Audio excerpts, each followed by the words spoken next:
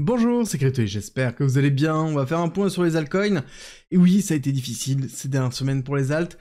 Vous allez me dire, oui, peut-être pas que ces dernières semaines, peut-être plus. Oui, je suis d'accord avec vous, mais néanmoins, on va faire un point sur cette semaine. La semaine dernière a été quand même plutôt positive. On commence dans le vert au niveau des altcoins sur le Total Market 3. Je rappelle que le Total Market 3, c'est l'ensemble des altcoins en dehors de BTC et d'Ethereum, globalement tous les alts. Et on est en train de se diriger vers une deuxième début de semaine qui peut être positive. Encore une fois, c'est encore trop tôt pour le dire, mais on a eu la semaine dernière quand même un beau momentum et une bonne respiration, surtout sur certains alts qui ont repris vraiment beaucoup de couleurs. Bon, est-ce que c'est suffisant? Je ne pense pas. La dominance, elle est quand même bien au-dessus de 61,5%, donc ça veut dire qu'il n'y a pas de transfert de liquidité de BTC vers les altcoins. Donc on a une respiration liée à BTC en même temps, et on le voit très bien au niveau du momentum ici avec l'ensemble des cryptos qui représentent chacune des lignes. On a BTC qui est au milieu, qui est en bleu. On voit bien qu'on suit la tendance de BTC actuellement et ça ne change pas. On a bien la contraction qu'on attendait. Encore pour moi, je trouve qu'elle est trop faible, donc on risque d'avoir encore plus de contraction à venir. Globalement, on suit BTC et il va falloir faire attention parce que là on est juste sur une phase de respiration. Il va falloir avoir un momentum beaucoup plus puissant pour pouvoir repartir. Et malheureusement, le momentum beaucoup plus puissant, il se trouve au-dessus de cette ligne-là. Donc c'est-à-dire globalement au-dessus des 940 au niveau du Total Market 3. Donc encore une fois, une belle accélération à venir nécessaire pour pouvoir reprendre du poil de la bête. Actuellement, on est allé prendre les liquidités en dessous. Ce n'est pas suffisant. Et je le répète toujours. Malheureusement, la réaction ici, il faut qu'elle soit beaucoup plus forte pour pouvoir avoir un retour certain de certains altcoins, et je pense qu'il faut justement faire attention dans sa gestion du risque. On entame tout de suite les altcoins que vous avez sélectionnés la semaine dernière avec AKT. AKT, la crypto qui est spécialisée dans le dépine sur Atom. On voit que malheureusement on est toujours dans une phase descendante. On est allé chercher ici la zone d'accumulation précédente avec un très beau retest. On avait défini les 1$, on est allé chercher les 1$. Je pense qu'on peut aller chercher peut-être un tout petit peu plus bas encore, hein, redescendre en dessous des 1$. On a quand même eu une belle accélération en remontant jusqu'à 1,36$ et oui, 30% de récupération, mais est-ce que c'est suffisant? Encore une fois, non. Actuellement, ce que l'on veut voir, c'est soit une consolidation de ce style-là, quelque chose qui fait comme ça pour pouvoir repartir avec un petit retest et une accélération, soit avoir un redépart aussi suffisamment fort pour marquer au moins une phase de rupture et regagner des niveaux clés comme les 2$ ici, pour pouvoir, hop, reconsolider, repartir. Tant que ce n'est pas fait, malheureusement, bah, ça sous-entend qu'on est toujours dans la zone d'incertitude, et cette zone d'incertitude, vous allez voir qu'on va la retrouver quand même, malheureusement, sur beaucoup d'altcoins, parce que le marché en lui-même est incertain, et c'est tout à fait normal après la chute que l'on a pu avoir, après la frustration que l'on a pu avoir, et ça ressemble quand même grandement à un peu ce qu'on a pu voir l'année dernière, de mars à globalement septembre, hein, donc qui a été très long, ce bull flag, où on a vu beaucoup d'altcoins en train de souffrir, et là on pourrait être un peu dans ces démarches-là, donc on doit faire très attention, même si on a des phases d'accélération haussière. Personnellement, je suis toujours très bull, ça n'empêche que là, actuellement, il faut prendre en considération qu'on est dans une phase de respiration agressive sur les altcoins, et c'est le cas aussi sur AKT, donc on est toujours dans une zone de retracement plutôt classique, hein. Quand on regarde le Fibonacci, hop, sur toute cette partie-là, on voit qu'on est entre le 786 et 888, zone de rechargement classique. En termes de tendance haussière, on a toujours les mêmes targets. Je pense que la première target à les viser, ce sera ce top-là, dans les alentours des 7,5 et 8,5, et en fonction de la typologie d'altcoin season, on peut aller chercher des targets beaucoup plus hautes, bien évidemment. Ensuite, on avance et on va parler de Link. Link qui fait beaucoup de parler lui en ce moment parce qu'il est vraiment très proche de la finance traditionnelle. On voit qu'on a un setup qui est quand même bien plus propre que celui d'AKT, étant qu'on a bien ici des tops qui sont de plus en plus hauts, des lows qui sont respectés, on est dans la zone de rechargement plutôt classique aussi, et dans la zone de continuité baissière qu'on avait ciblé dans les 1 et les 1,1, dans les 14 et 12$. Donc là, on a plutôt quelque chose qui est propre. Ici, surtout qu'on est dans la zone de rechargement long terme sur cette accélération ici, hein. Attention à ne pas confondre avec la zone de rechargement totale, hein. Même si on est toujours entre les 610 et les 786, vous voyez les 786 sont assez bas, hein, c'est 10$, ça ferait mal, et si on regarde, hop, ici on est déjà dans les 786, dans les 13$, et on voit qu'on a quand même un bon appel avec les 886 dans les 10$, donc peut-être un link dans les 10$, ça ne serait pas totalement aberrant, et ce serait peut-être un bon prix d'achat pour repartir à la hausse. En termes de target, toujours les mêmes, hein. On vise dans un premier temps les 42-47, ensuite on va aller chercher plus haut 65, et encore plus haut pour les alentours des 92 en fonction de l'alcool season et des injections de liquidité que l'on va retrouver. À savoir que Link reste toujours le plus gros oracle des blockchains et qu'il est vraiment en train de s'interfacer avec la finance traditionnelle. C'est pour ça aussi qu'il est très surveillé et que Link fait partie des cryptos Made in USA, donc à surveiller de près. Et ensuite on va aller voir Hype, la crypto de Hyperliquid. Hyperliquid, ça a eu un lancement juste phénoménal avec un maxi airdrop qui a permis d'enrichir énormément de personnes, en tout cas tous ceux qui ont pris leur profit. Parce que vous imaginez bien que les personnes qui ont pris leur profit dans cette zone-là ou dans cette zone-là sont contents, ceux qui sont bloqués avec leur bague ici ne pensent que à ce qu'ils auraient dû ici faire, c'est-à-dire vendre et non pas prendre des screenshots.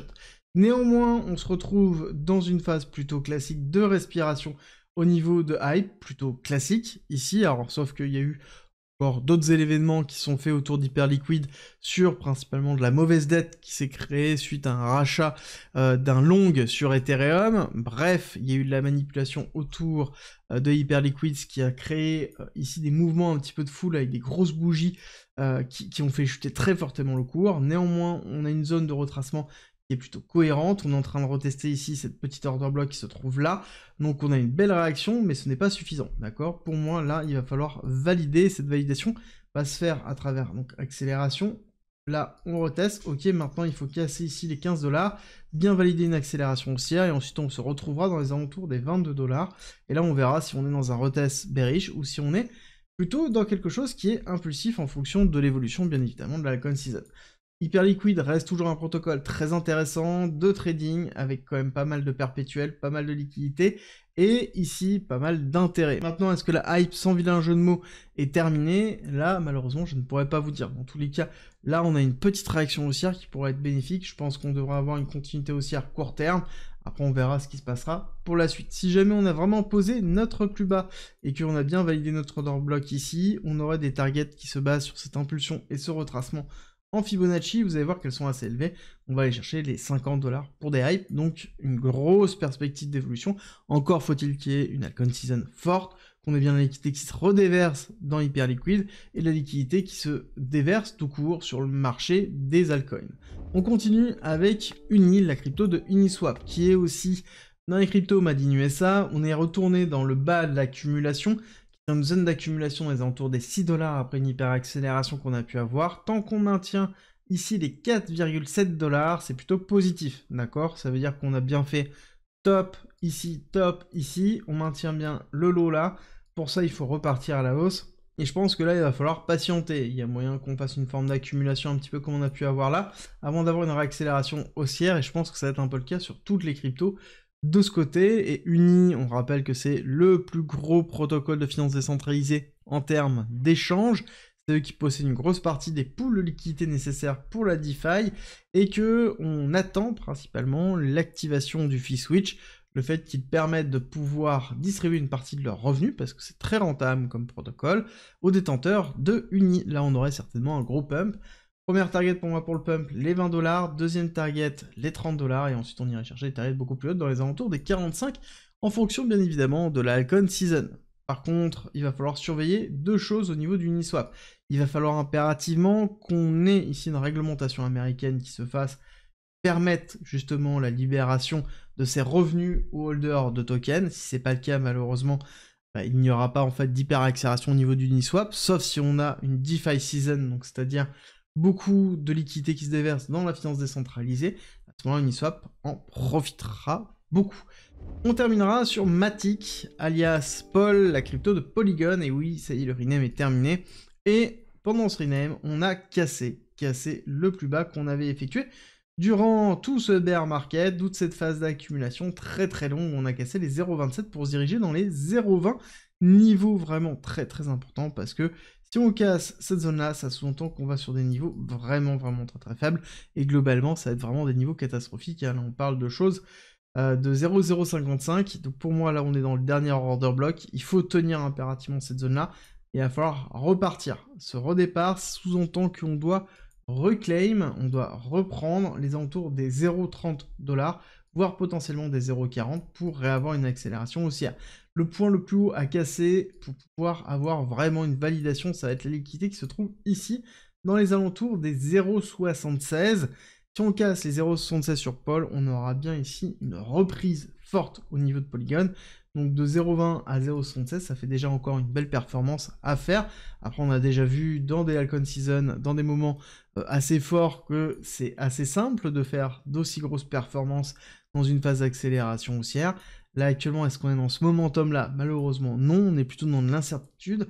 Et quand on est dans une phase baissière, dans de l'incertitude, bah, c'est pas là où on voit des grosses performances.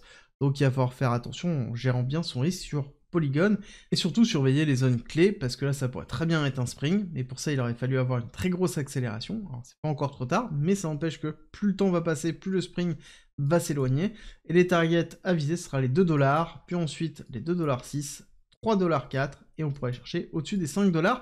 D'ailleurs, petit rappel, 5$, c'est la target qui avait été mise dans le white paper de Polygon 2.0 qui avait entraîné la migration de Matic vers Pol et qui a entraîné une grosse partie de cette énorme chute que l'on voit là, et de celle-ci aussi. Et oui, c'est le gros problème des migrations, quand c'est mal fait, on se retrouve avec ici des difficultés à faire repartir le cours. Est-ce que ça veut dire que c'est terminé pour Pol? Non, pas du tout. Je considère que Matic reste toujours une très belle technologie, qu'il y a toujours des gros protocoles qui sont dessus, pas mal de LTV, même si on peut considérer qu'il y a, avec la confrontation autour de AAV, des disruptions qui se font, et je pense que c'est une réalité. Ça pourrait expliquer aussi la sous-performance qu'on est de Polygon en ce moment, en plus du reste du marché. Ce sera tout pour aujourd'hui, n'hésitez pas en commentaire à me dire les cryptos que vous voulez que je traite la semaine prochaine. En attendant, je vous souhaite une très bonne soirée, n'oubliez pas, likez, partagez et abonnez-vous, et on se retrouve très vite.